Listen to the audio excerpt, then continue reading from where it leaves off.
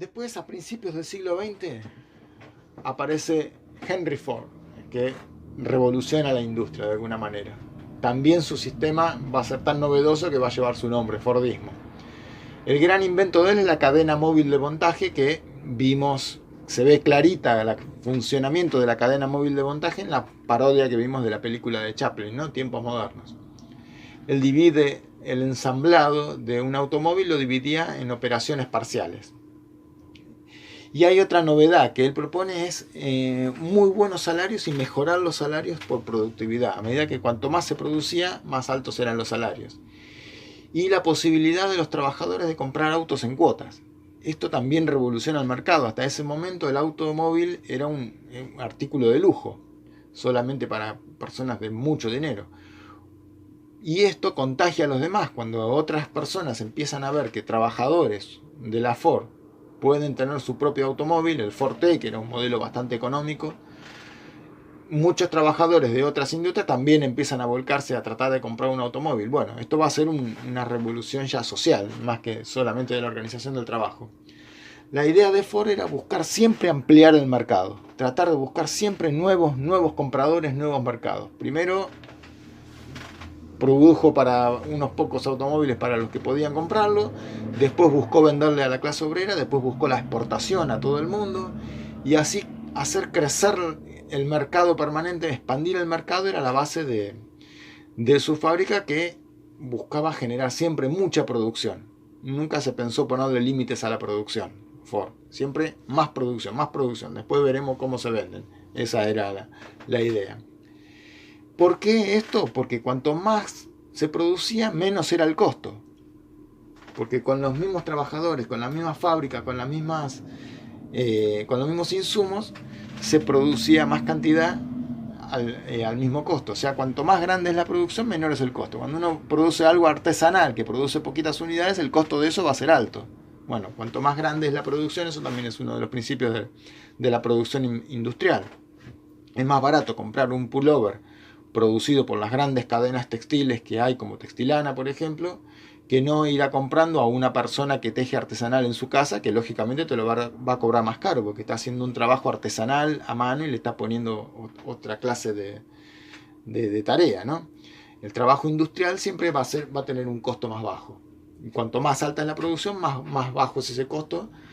Por eso, ¿quiénes son los que tienen los costos más bajos hoy? Los chinos, que venden millones y millones y millones a todo el mundo de cualquier producto, te inundan las industrias y nadie prácticamente puede competir con ellos. Justamente, hablando de los chinos, vamos no a China, sino ahí cerquita, a Japón. El toyotismo. Cuando sobre mediados de la década del 60, principios de los 70, se deben acordar por ahí que vimos que apareció una crisis muy grande en el capitalismo, que fue la crisis del petróleo. Ahí, con la crisis del petróleo, todo lo que había sido el desarrollo de la industria durante los años anteriores, que se había expandido permanentemente por el estado de bienestar. ¿Se acuerdan que en el estado de bienestar era, después de la Segunda Guerra Mundial sobre todo, y de las políticas de Keynes, el Estado se había preocupado porque los trabajadores tengan un buen nivel de vida? Eso hizo que la demanda de las industrias crezca y crezca y crezca el mercado y crezca el consumo. Y bueno, hasta que llega la crisis del petróleo y ahí se puso un parate a esa política. Ahí las industrias vieron que tenían que empezar a bajar costos porque ya los números no le daban, sobre todo por el costo que tenían, que pasó a tener el petróleo. Taiichi Ohno fue el ingeniero de Toyota que ideó algunas de las innovaciones que va a hacer Toyota en sus plantas automotrices, que después van a empezar a expandirse por todo el mundo justamente con la idea de bajar costos, ¿no? Pensar la producción como un Tetris, ¿se acuerdan todos del Tetris? Lo habrán jugado alguna vez. Todas las piezas tienen que ir encajando exactamente una con la otra. ¿Para qué? Para evitar los desperdicios. Desperdicio de tiempo. Quiere decir que el trabajador tiene que estar al tiempo exacto de la máquina. Y también evitar el desperdicio de material. Planificar los cortes de chapa, los cortes de material de manera exacta, que haya el mejor desperdicio posible. Vieron que ustedes, cuando tienen que hacer alguna tarea en cartulina, si la cortan mal, pierden la mitad de la cartulina. Bueno, este ejemplo que nosotros lo vemos en las tareas de clase, pasa también en la industria a un costo muchísimo más alto. Esos desperdicios generan un costo muy alto. Toyota a través de este ingeniero, detectó eso y quiso evitar eso. La solución para el tema del desperdicio de tiempo era que en vez de un operario hacer una sola función, como hacía en la fábrica fordista, un operario va a atender varias máquinas en una forma de L, ¿sí? O sea, máquinas de un lado, máquinas del otro, y él está en el medio y va a tener que estar atento a todo. Esto que produce que los trabajadores ya no van a ser como en la fábrica fordista, donde un trabajador tenía que entraba a la mañana a pegar un martillazo sobre una pieza y se iba 8 horas después pegando siempre martillazo, y así a veces se pasaba toda la vida. O sea que hacía falta muy poca capacitación en la fábrica fordista. Acá en las fábricas del sistema toyotista van a hacer falta trabajadores más capacitados, porque van a tener que ser más flexibles para poder manejar varias máquinas al mismo tiempo.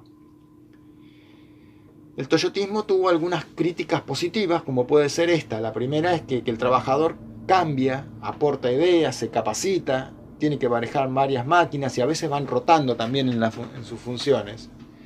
Y entonces ya el trabajador ya evita un poco esa alienación que habíamos dicho. ¿Se acuerdan de que Marx había criticado el sistema este de división del trabajo? Porque producía alienación. El trabajador, al hacer una sola función, se embrutecía, se volvería o se volvería como otra persona.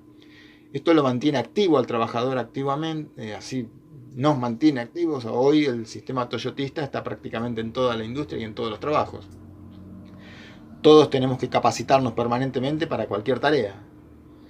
La visión negativa que tiene el toyotismo es que esta multiespecialización hace muy intenso el ritmo de trabajo. Un trabajador que tiene que atender varias máquinas al mismo tiempo, si bien no tiene que hacer esas operaciones sencillas, porque esas operaciones tan sencillas se empiezan a hacer a través de robotizadas, pero es un trabajo muy intenso, muy desgastante, y además el toyotismo, el otro principio que tenía Taiichi Ohno era 0 errores. El que cometía un error quedaba afuera. No había ninguna tolerancia con los errores. Entonces eso hace que genere muchas críticas también de algunos sindicatos. Con esto ya nos empezamos a acercar a lo que es el trabajo en la actualidad, que seguramente lo vamos a ver en las próximas clases.